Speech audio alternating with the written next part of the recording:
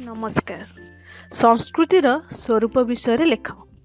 संस्कृति हेउछि गोटिए जातिर चाहाणी, चलणी और चमक। कहवाकू गले मनीष जीवनर बंचिबार शैली, खाद्यपेय, वेश पोशाक, आचार विचार, धर्म भावना, पर्वपर्वाणी, मेला महोत्सव इत्यादि को मध्य संस्कृति कहुए।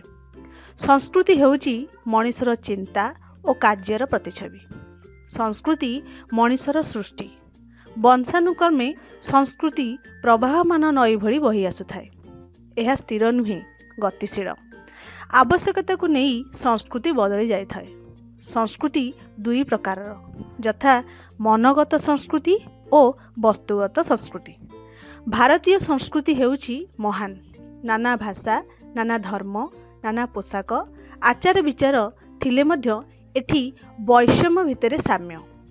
ओडिशार धर्म, पर्वपर्वाणी, खाद्यपेय, वेश पोशाक आदि रे जगन्नाथ धर्मर प्रभाव पड़ी। पुरीर विश्व प्रसिद्ध रथयात्रा सर्वधर्म समन्वयर वार्ता बहन करिछि। ओडिशा रे थिबा आदिवासी संस्कृति बहु पुरातन।